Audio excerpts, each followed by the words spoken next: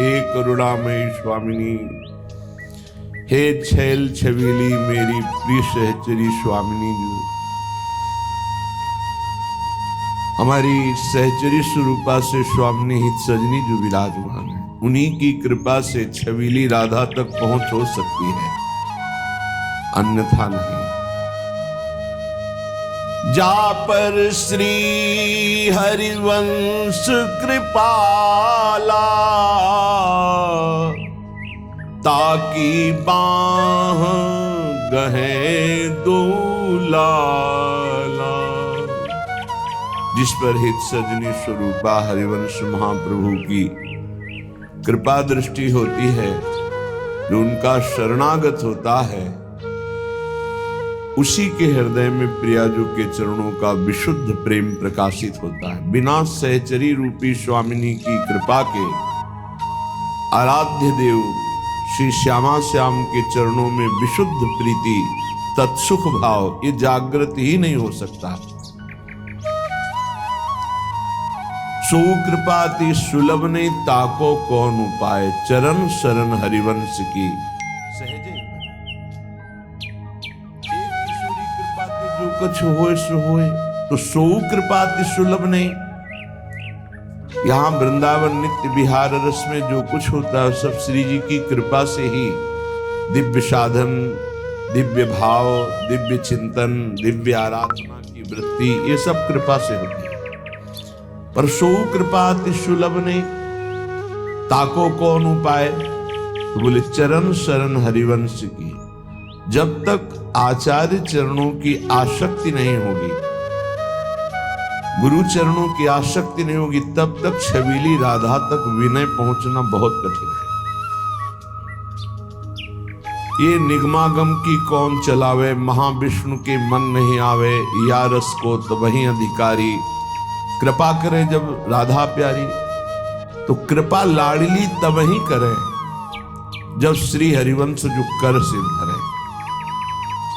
जहां महाप्रभु श्री हरिवंश चंद्रजू के चरणों की शरणागति हुई,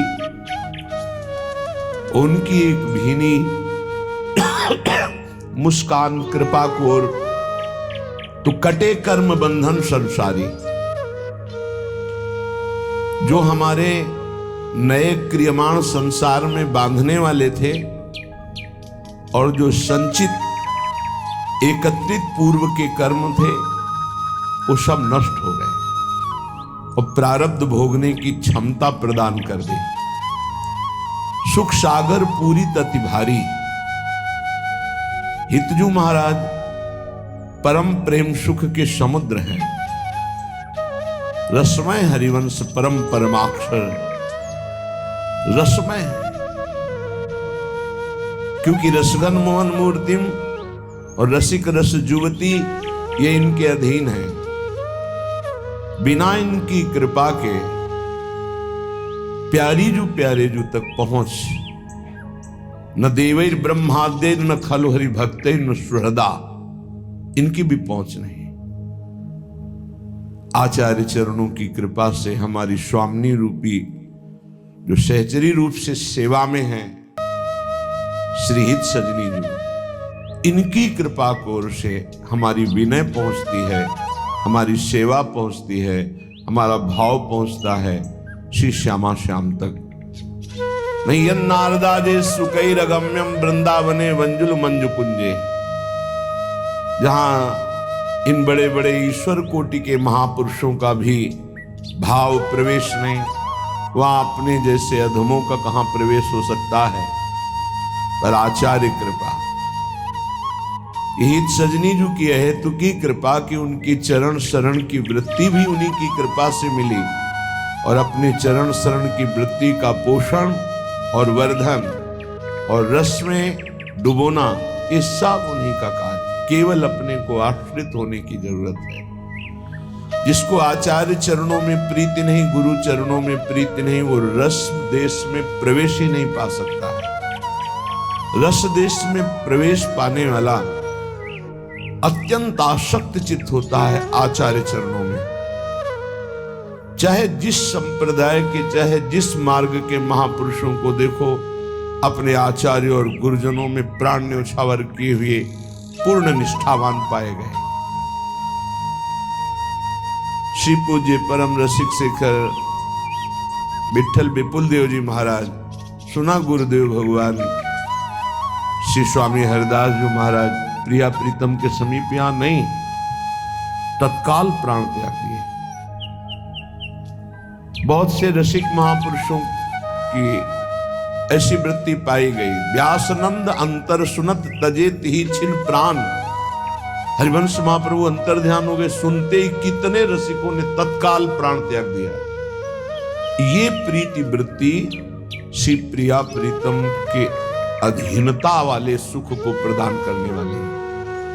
गुरु अधीनता नहीं, आचार्य अधीनता नहीं, तो प्रिया जी की अधीनता स्वीकृत ही नहीं हो सकती। बहुत उच्च कोटि की स्थिति होती है जो प्रियाजू की सेवा में होता है। ना स्त्री भाव, न पुरुष भाव, न भक्त भाव, यहां तक कि मैं सेवा कर रहा हूं ये भी भाव नहीं। सेवा सुख में निमग्न होकर के सेवा सुख का विस्मरण हो जाए, ऐसी नहीं, ऐसी सेवा सुख का भोग भी नहीं। बहुत उच्च कोटि की अवस्था, प्रेम की चरम अवस्था वृंदावन में, वृंदावन के प्रेम की चरम अवस्था नवनिवृत्त निकुंज में। ये नवनिवृत्त निकुंज का प्रेम केवल आचार्य चरणों से मिलता है। इसलिए हमारी जो सहचरी स्वरूपा स्वामिनी है, मम स्वामिनी सीहित सजनी, जो श्री आचार्य चरण हरिवंश महाप्रभु जी, इनकी कृपा का आश्रय लेकर जब हम प्यारी जी से पुकार करते हैं तो संबंध के नाते हमारी पुकार सुनी जाती है। ये बात हृदय में बैठा लीजिए। प्रभु संबंध का निर्वाह करना जानते हैं। जो आचार्य चरणों का संबंध, इसी संबंध से हमें श्री जी की प्राप्ति होती है। आचार्य चरणों की ठसक जिसके हृदय में आ गई, वो इस रस को प्राप्त निश्चित कर लेता है, और जिसको रस प्राप्त है उसमें बड़ी ऊंची ठसक आचार्य चरणों की देखी गई। मन क्रम वचन त्रिशुद्ध सकल मत, हम श्री हित हरिवंश उपासी। सेवक जी महाराज आचार्य अपने आचार्य चरणों में नित्य निरंतर हमारी सहज वृत्ति प्रीति की समर्पित होती रहे, तो प्रिया प्रीतम साथ खेलेंगे।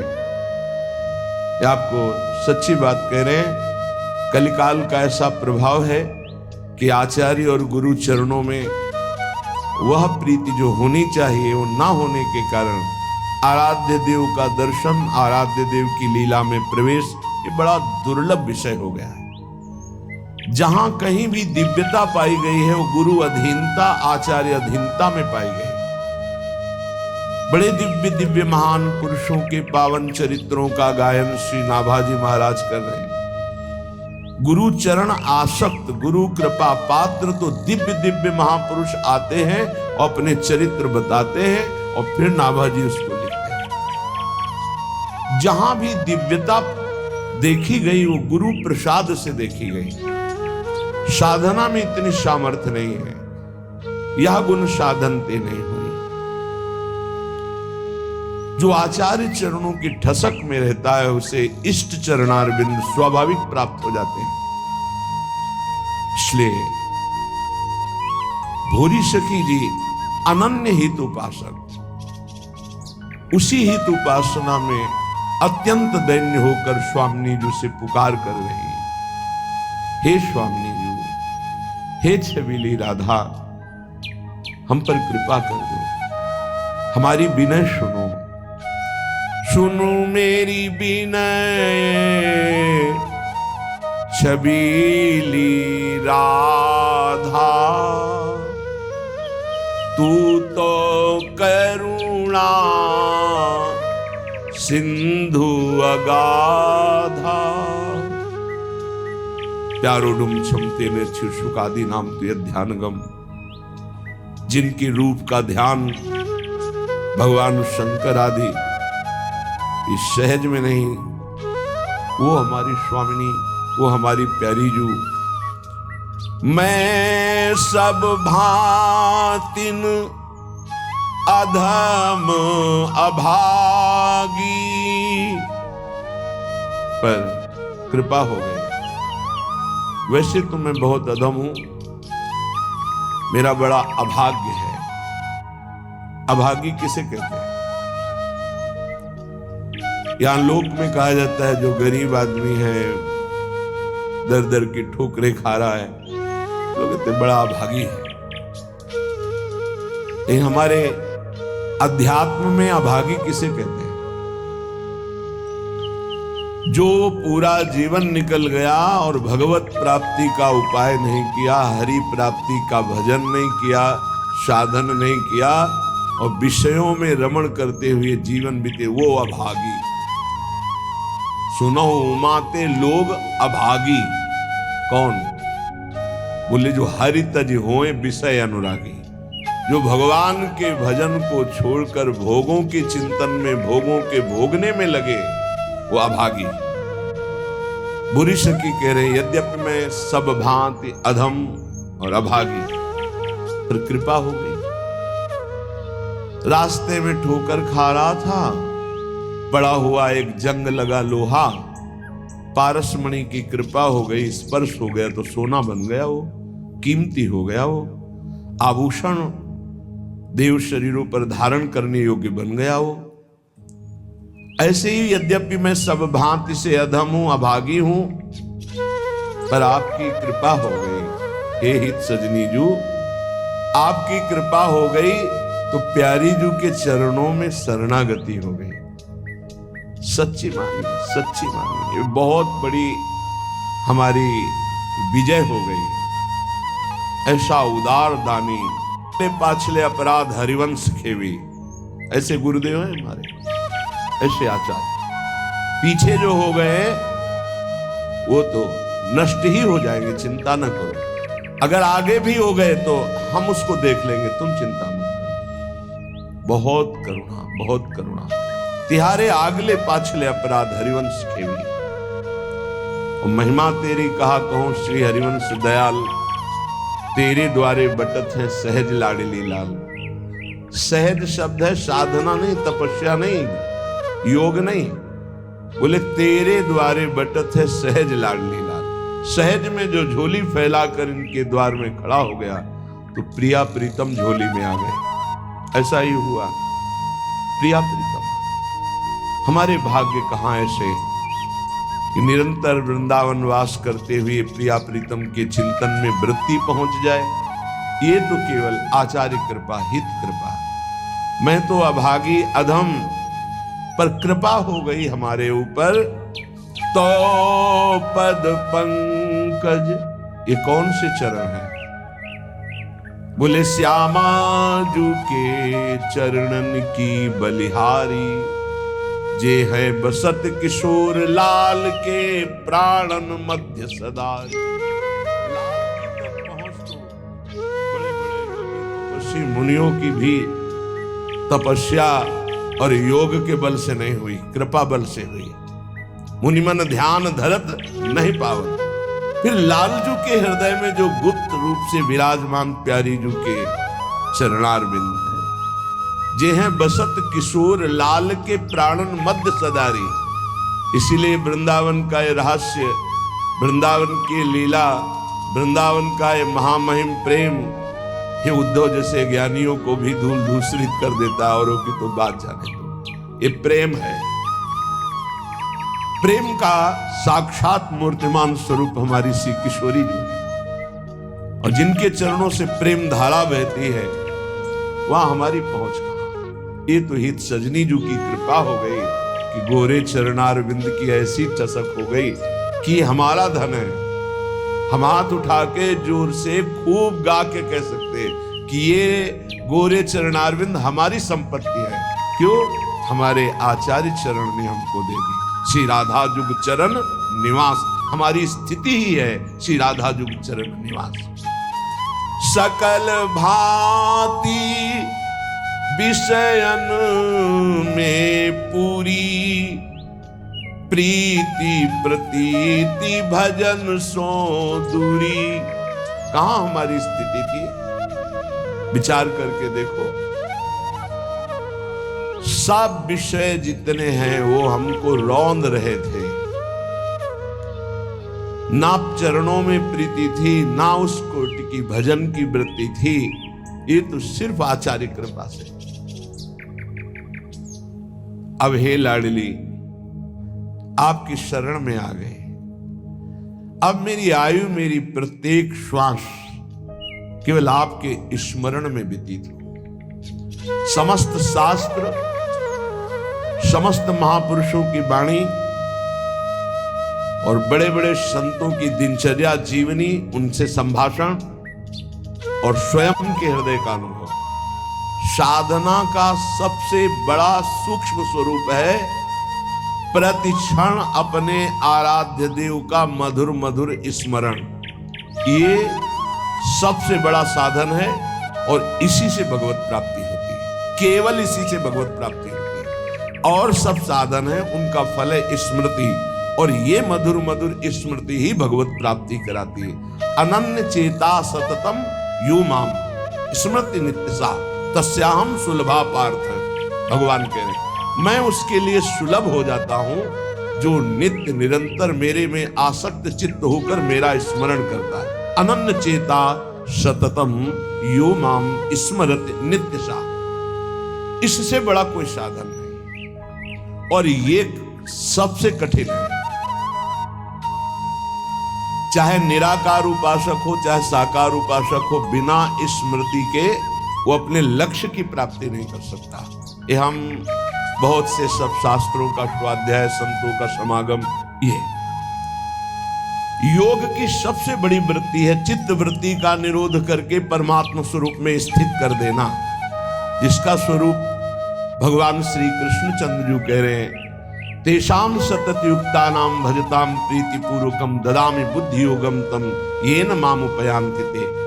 जो सतत मेरा भजन करते हैं, मैं उन्हें बुद्धि योग प्रदान कर देता हूं। चित्त वृत्ति का संसार की तरफ ना जाकर परमात्मा में निरंतर स्थित रहना, आराध्य देव में स्थित रहना, यही सबसे बड़ा योग, यही सबसे बड़ी भक्ति, निरंतर स्मरण, और यही सबसे बड़ा ज्ञान कि सब कुछ विस्मरण अपने स्वरूप में स्थित। भक्ति योग, अष्टांग योग, ज्ञान योग, कर्म योग, किन्हीं न किन्हीं मार्ग में तो होगा ही कोई, लेकिन सबका सार है संसार का विस्मरण और परमात्मा का स्मरण। ये सब संप्रदाय, सब साधन, सबका सार। अगर ये नहीं तो कुछ नहीं मिला आपको। हाँ जी भैया, कितना हुआ? 250 रुपए। 1 मिनट। हाँ, सब साधन कर यह फल सुंदर, प्रभु पद पंकज प्रीति निरंतर। समस्त साधनाओं का ये परम सुंदर फल है कि अपने प्रभु के नाम में, रूप में, लीला में निरंतर स्थिति बनी रहे, अंतर रहित स्थिति बनी रहे। देखो आप, हर साधना का यही फल है। बहुत सुलझा हुआ बात समझना। सब कुछ हो रहा है, स्मृति नहीं है अंदर अखंड, खास बात नहीं। कुछ नहीं हो रहा, स्मृति चल रही है, सब कुछ हो गया। ये बात अच्छे से समझ लीजिएगा। जो स्मृति प्रधान है, स्मृतिवान है, वो विशेष कृपा पात्र है। प्रायः देहाभिमानी क्रियाओं पर, संख्या पर विशेष ध्यान देता है, स्मृति पर नहीं। कृपा पात्र स्मृति पर ध्यान देता है, क्रियाओं पर नहीं। क्रियाएं हो रही, स्मृति कहां है? देहाभिमानी क्रियाओं पर ध्यान, मैंने ये किया, मैं ये करूंगा, मैं ये कर सकता हूं। वो प्रगट क्रियाओं पर ध्यान देता है।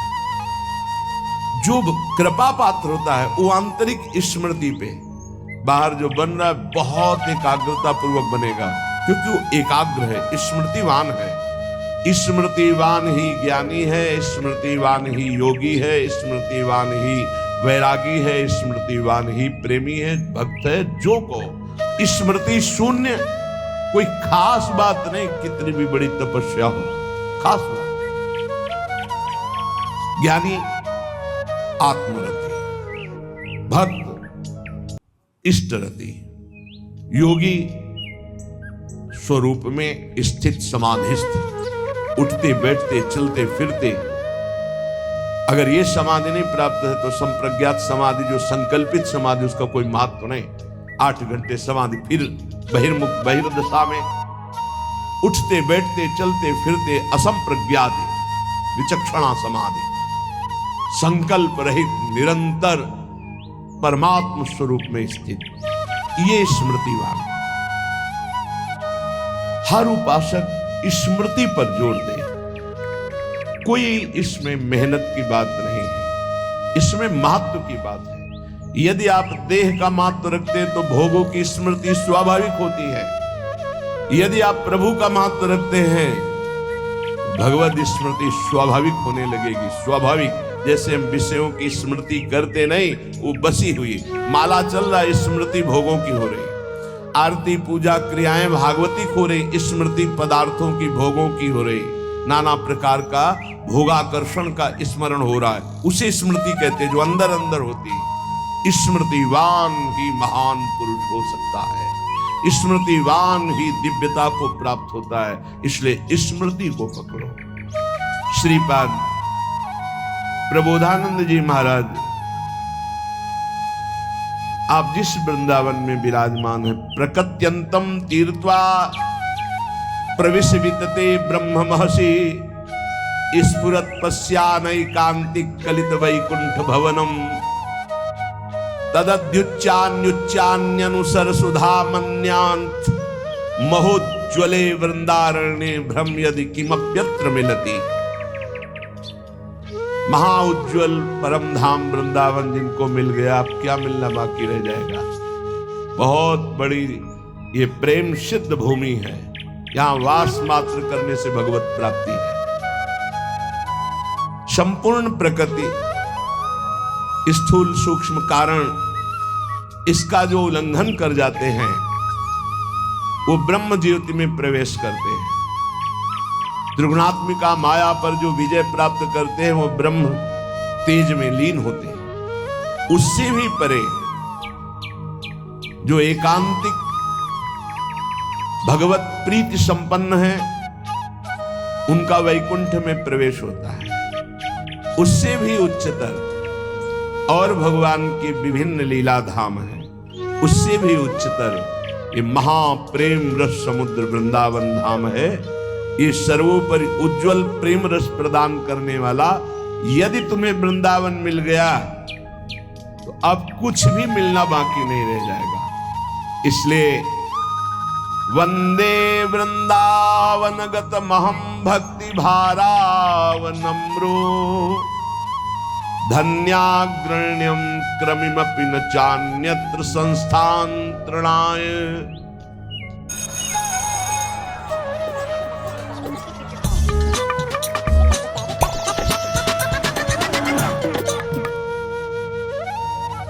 मैं वृंदावन की कृपा से वृंदावन की महिमा को जितना जान रहा हूं, श्रीपाद कह रहे हैं यहां के किसी भी जीव का अपमान मत करना।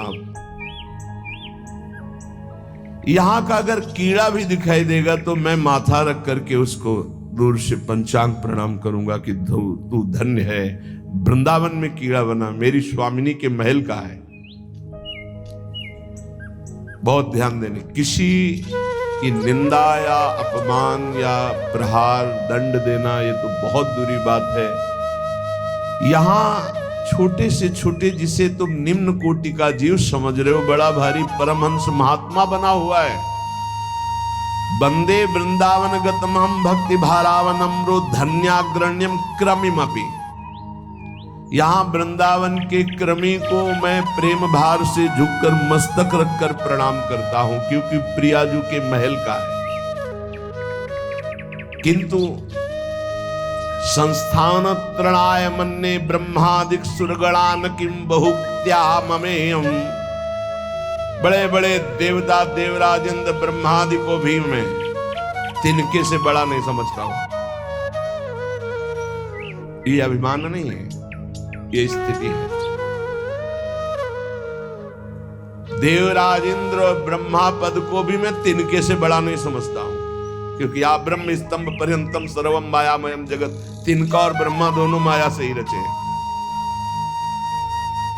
ब्रह्मादि देवताओं को, इंद्रादि देवताओं को मैं तृण से अधिक नहीं अर्थात तृण के समान मानता हूं। स्वामी श्री हरिदास जी के लिए भी आया है, सुरपति नरपति लोकपति जिनके भावे घास घास रहे परम आनंद में तज सभी की आस। पर वृंदावन के मैं कीड़े को भी मस्तक रखकर जमीन पे प्रणाम करता हूं। बाहर के देवराज इंद्र या ब्रह्मा पद को मैं तिनके के समान समझता। ऐसा आया है रसिकों के लिए कि 7 गांठ कौपीन में इंद्र बापुरो कौन। बेचारा इंद्र उनके सामने क्या, किनके सामने? बोले जिनकी लंगोटी भी 7 जगह से सिली हुई या गांठ लगी हुई है, सही लंगोटी भी नहीं है, पर प्रिया प्रीतम के अनुराग में तो बोले इंद्र बापुरो कौन। बेचारा इंद्र क्या है उनके सामने। ये पक्की बात है। जो अपने आराध्य देव की प्रीति को प्राप्त हो गया है उसके सामने कुछ नहीं है, कोई पद नहीं। जब भक्ति का रंग चढ़ता है तो न पारमेष्ठम न महेंद्र जिष्णम कह देना बहुत सरल बात है। श्लोक याद करके बोलना या उसका अर्थ बता देना बहुत सरल बात है। और हम कह रहे हैं न पारमेष्ठम न महेंद्र जिष्णम न सार्वभौमम न रसाधिपत्यम न योग सिद्धिर अपुनर्भवम वा। नहीं चाहिए। और एक छोटा सा विषय, एक छोटी सी भोग सामग्री विचलित करके नीचे गिरा देती है, तो वो केवल दम्भ हुआ बोलना। स्थितिहीन महापुरुषों की जो बोल रहे हैं।